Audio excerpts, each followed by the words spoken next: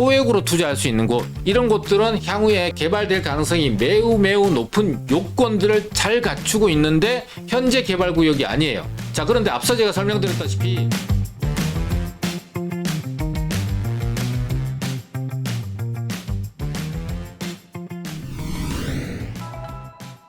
안녕하세요. 대부권의 공기현입니다. 서울 수도권 아파트, 특히 서울의 아파트 가격이 불장이라 불릴 정도로 지속해서 상승을 하다 보니까 정부가 이 아파트 가격을 안정화시키기 위해서 주택담보대출의 한도를 축소하는 DSR2를 9월부터 시행 예정입니다. 여기에 그치지 않고 갭투자, 아예 수요를 차단하겠다라는 측면에서 전세를 끼고 투자하는 투자에 전세자금 대출을 아예 중단하겠다라는 것이 발표가 됐습니다. 그래서 시장이 지금 와글와글 거리고 있습니다. 당장 눈앞에 있는 문제를 해결하기 위해서 이렇게 엄청난 감당 못할 부작용이 발생할 수 있는 정책이 나오다 보니까 앞으로 시장이 어떻게 변할지, 또 우리는 어떻게 대응해야 될지 알아보고요. 또 이런 시장 변화가 위기가 될지 아니면 기회가 될지, 만약에 위기라면 위기 속에서도 기회를 만들 수 있는 틈새는 없는지 같이 한번 얘기 나눠 보도록 하겠습니다. 자, 이번에 갭 투자를 방지해서 전세자금 대출을 중단하겠다라는 수요 차단 정책이 나오게 된 이유는 서울의 아파트 가격이 너무너무 빠른 속도로 올라가고 있고, 그에 따라서 거래량도 폭발적으로 증가되고 있기 때문입니다. 9월 2일 기준으로 7월 거래량이 8,728건으로 9,000건에 육박하고 8월 거래량은 1만 건이 넘을 걸로 예상이 되고 있습니다. 자, 이렇게 많은 거래량이 단기간에 폭발적으로 증가되고 있는데 이 거래 중에서 상당 부분이 갭 투자다라고 생각을 한 거죠. 그래서 이 갭 투자 수요를 차단해야겠다라고 하면서 전세를 끼고 투자하는 소유권 이전 거래에 대해서는 거기에 들어오는 전세 세입자의 전세자금 대출을 중단시키게 되면 이 갭 투자를 방지할 수 있다라고 생각하면서 대책을 내놓은 거죠. 자, 그런데 정부도 이렇게 수요를 차단하는 정책이 근본적인 해결책이 아니라는 걸 알고 있습니다. 왜냐하면은 처음에 이 88 대책이라는 걸 내놓게 되면서 공급 폭탄으로 시장의 기대 심리를 꺾어버리겠다라고 하면서 이 88 대책을 내놨는데, 사실 이 공급 대책이라는 게 무슨 아파트를 빵 찍어내듯이 단기간에 콱콱콱 찍어내서 시장에 공급할 수 있는 게 아니잖아요. 그러다 보니까 심리적으로 앞으로 주택 공급이 많이 이루어질 수 있겠구나라는 약간의 안정감을 줄 수 있지만 현실적으로 정부가 할 수 있는 게 없습니다. 자, 부동산 시장은 굉장히 현명하기 때문에 정부가 단기간에 아파트를 서울에 공급할 수 없다는 걸 너무나 잘 알고 있죠. 앞으로 2년 뒤, 3년 뒤, 4년 뒤에 서울의 필요 물량이 매년 4만 7천 가구 정도 되는데 그거에 10%도 되지 않는 그 정도의 공급밖에는 없다라는 걸 너무나 잘 알고 있다 보니까 아무리 향후에 많은 아파트들이 공급될 거야 라는 신호를, 사인을 줘도 심리적으로 굉장히 쫓기는 상황이 되는 거예요. 한 달, 두 달 기다렸더니 계속해서 가격이 5천만 원, 1억, 2억, 3억씩 올라버리니까 기다리다가는 도저히 살 수 없다라는 이 초조함 때문에 계속해서 시장에 유입이 되다 보니까 서울의 매매 가격이 지속해서 상승하고 있는 상황인 거죠. 자, 이렇다 보니까 이 정부가 처음 출범하면서 그동안에 이전 정부가 다주택자를 무슨 범죄자 취급해 왔는데 이번 정부는 그러지 않겠다. 다주택자는 시장에 공급을 하는 공급자로서의 위상과 지위를 인정해주겠다라고 하면서 다주택자 규제를 계속해서 풀어왔습니다. 자, 그런데 이번에 전국이 아니라 서울 수도권의 아파트 가격이 너무 빠른 속도로 올라가고 불장을 이루다 보니까 이걸 당장 해결해야 된다라는 강박에 휩싸이는 거예요. 다주택자를 공급자로 인정해준다라고 하면서 했던 것이 이제는 입장이 180도 바뀌어서 갭 투자를 잡겠다라는 겁니다. 물론 실수요자도 있고 다주택자도 있는데 다주택자들이 갭 투자를 통해서 시장에 많이 참여하니까 다주택자가 문제다라는 거죠. 그러다 보니까 갭 투자 자체를 할 때 이 대출을 아예 중단시켜 버리는 거죠. 중단되게 되면은 갭 투자자만 영향을 받는 것이 아니죠. 자, 이렇게 보면은 일단 조건부 전세자금 대출을 중단하겠다라고 합니다. 자, 소유권 이전 매수자가 소유권 이전을 할 때 거기에 들어오는 전세 세입자한테 전세 자금 대출을 해주지 않겠다는 거예요.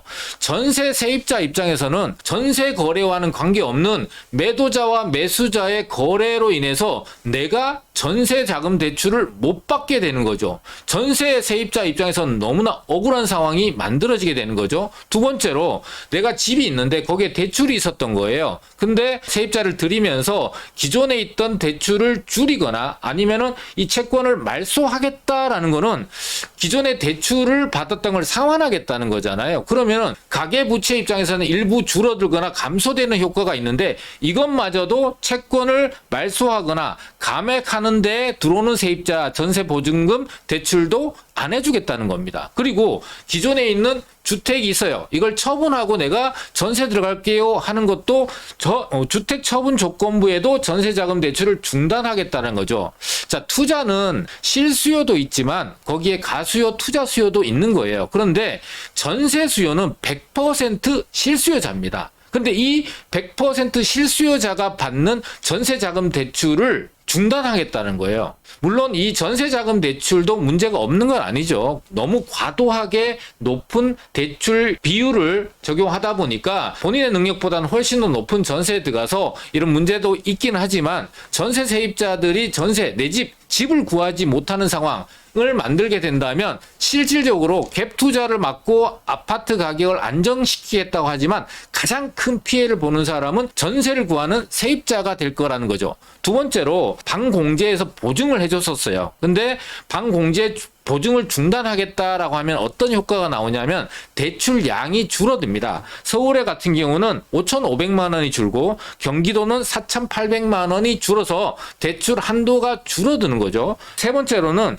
주택담보대출을 가상금리를 더 붙여서 최대 0.4%를 더 높게 하겠다라는 것이 이번에 대책에 포함되어 있는 내용입니다. 옛말에 이런 게 있죠. 빈대 잡다가 초가 삼간 태운다. 갭 투자 잡으려다가 전세 대란을 만들 수도 있다라는 겁니다. 정부가 대출 규제를 하면서 가장 먼저 얘기했던 것이 실수요자가 불편하지 않게 하겠다라고 했습니다. 그런데 이 전세자금 대출을 중단하겠다라는 것은 전세 세입자는 100%가 실수요자입니다. 전세 세입자 입장에서는 마른 하늘의 날벼락 같은 상황이 된 거죠. 두 번째로 유주택자, 집이 있으면 투기꾼으로 취급한 게 억울하다. 이전 정부에서 이 다주택자, 유주택자를 범죄자 취급하거나 투기꾼 취급을 해왔었죠. 그런데 이번 정부가 출범을 하면서 이 유주택자, 다주택자를 시장의 정당한 공급자로서의 위상과 입지를 인정해주겠다라고 했고, 그래서 이 다주택자에 대한 규제를 많이 풀어왔었어요. 그런데 지금은 입장이 180도 바뀌어서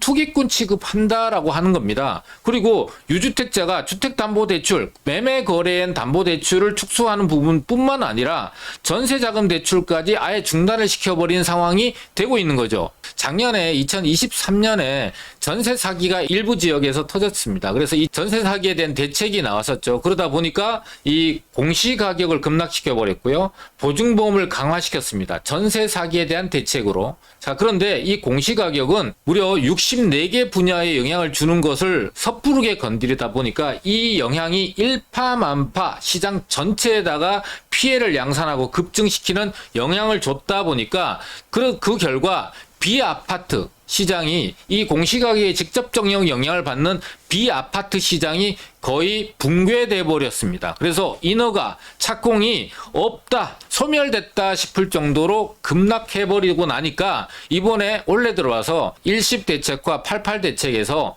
이 대책의 부작용에 대응하는 또 대책을 내놓고 있는 상황인 거죠. 말도 안 되는 얘기죠. 대책의 대책, 또 대책의 대책 이렇게 내놓다 보니까 비아파트에 대한 공급 대책이 나오게 된 거예요. 자, 그렇다면 이번에 아파트 급등 때문에 이 전세 갭 투자를 막겠다라고 하는 전세 보증금 대출을 중단하게 된 사태가 나오게 됐잖아요. 자, 이렇게 되면은 주택담보대출에 의해서 전세자금 대출, 자, 이렇게 되면 실수요자, 전세 세입자는 실수요자입니다. 그리고 무주택자가 지금 당장 세를 살고 있는데 이사 날짜가 안 맞아서 미리 주택을 사놨다가 그 다음에 들어가겠다 하는 분도 실수요자죠. 이런 분들이 아예 대출을 못 받는 사태가 발생을 하게 되는 거죠. 그리고 지금 현재 서울 수도권의 아파트는 지속해서 가격이 상승하고 있지만 서울의 외곽, 또는 수도권의 외곽 또 지방 같은 데는 지금 가격이 상승하는 거에 대한 영향을 전혀 받지 않고 가격이 또 오르지도 않고 있는 상황이잖아요. 그런데 이 전세자금 대출은 전국에 영향을 미치는 거다 보니까 지방 부동산의 거래를 활성화하는데 저해하는 결과가 나오게 된다는 거죠. 그리고 앞서 말씀드렸다시피 실질적인 100% 실수요자인 전세 세입자가 집을 구할 수가 없어요. 매매 거래로 인한 조건 때문에 그 집에 들어갈 수가 없으면은 안 그래도 부족한데 서울은 그런 조건을 빼고 나면은 남아있는 전세 물량이 없다 보니까 한정되어 있는 전세 물량이 안 그래도 경쟁 때문에 전세 가격이 계속 올라가는데 전세 가격 상승이 또 유발될 수 있는 부작용으로 나타날 수 있는 거고 전세 집을 못 구하면 어떻게 됩니까? 다시 월세로 가겠죠. 그럼 월세 시장으로 또 몰려서 지금 전세 사기 때문에 아파트든 비아파트든 무서워서 월세로 몰렸을 때 나타났던 현상이 월세 가격의 폭등이잖아요. 그런데 이제는 전세를 들어갈 수 있는 물량들은 있는데 거기가 갭 투자로 인해서 그 전세 물량이 더욱더 줄어드는 상황이 만들어지니까 다시 월세로 쏠림 현상이 나타나고 월세가 올라가죠. 월세가 올라가게 되면은 월세 기준에 의해서 전월세 전환율이라는 게 만들어지는데 다시 전세가를 밀어올리는 이렇게 악순환이 나올 수 있는 상황이 만들어지게 되죠. 자, 이렇게 대책에 의해서 부작용이 또 나오게 되면 또 이 부작용에 대한 대책이 또 나오지 않을까요? 앞으로 어떻게 될까요? 근본적인 문제는 공급 부족입니다. 그런데 지금 당장 눈앞에 보이는 다주택자, 갭투자, 유주택자들이 문제다라고 하면서 대출 중단을 했죠. 대출 중단, 특히 전세자금 대출까지 하니까 결과적으로는 수도권에 단기적으로 매수 수요를 차단하는 효과는 있을 거다라고 봅니다. 그런데 이 지방 거래를 악화시킬 거고요. 또 전세 임차인들의 피해가 양산되면서 전세 가격을 오히려 올려주게 되죠. 전세 가격이 오르면은 매매 가격은 어떻게 되죠? 갭이 줄어들게 되겠죠. 그러면은 전세 가격 상승에 의한 매매 가격 상승도 동반해서 보통 나타나는 것이 일반적입니다. 그리고 월세 쏠림, 월세 급등 그러면은 결과적으로 전세 세입자와 월세 세입자들이 피해를 직접적으로 보는 대상이 될 수밖에 없는 거죠. 갭 투자 안 하면 그만이에요. 투자자 입장에서는. 근데 실수요자는 무조건 사야 되는데 무주택 실수요자, 전세 세입자, 월세 세입자는 100% 실수요자입니다. 근데 피해는 실수요자가 보는 거예요. 투자 수요는 지금 아니면 안 사면 그만이다 보면은 피해를 덜 보는데 갭 투자에다가 규제를 적용하기 위해서 도입된 정책이 오히려 실수요자한테 과도한 영향을 주게 되는 결과를 낳게 되는 거죠. 자, 이번 전세자금 대출 중단 정책은요, 지속 가능한 정책이 절대로 아닙니다. 부작용이 엄청나게 나올 거기 때문에 다시 되돌리거나 또 이 부작용에 대한 활성화 정책이 또 나올 수밖에는 없다라고 이해하시면 되죠. 두 번째로, 역대 이 수요 차단 정책은 다 실패했습니다. 그러니까 지금 갭 투자를 차단하겠다라는 정책은 결과적으로 수요를 차단하겠다라는 거예요. 이 수요를 차단하게 되면은 압력이 계속해서 쌓입니다. 그러다가 어느 순간 터지는 거죠. 이 터지는 거를 뒤로 밀어서 공급이 많이 되는 시기에 맞추겠다라고 하는데 미룰 수 있는 데가 한계가 있고 2026년 2년 뒤면은 서울의 공급 부족이 극에 달할 상황이 되는 거죠. 그러니까 적어도 5년, 6년을 미뤄야 되는데 그때까지 이 수요를 내리누를 수가 현실적으로는 없다라는 겁니다. 그리고 아파트 공급을 단기간에 할 수 없다라는 건 분명한 사실이에요. 그러면은 어떻게 되느냐? 이 수요를 분산해야 되기 때문에 비아파트 활성화를 하고 있는데 이게 점점점 속도를 내고 가속화돼서 이 비아파트에 대한 활성화에 대한 규제를 더욱더 완화할 수밖에 없다라는 겁니다. 자, 그리고 현실적으로 공급이 서울 같은 경우는 재개발, 재건축 뿐입니다.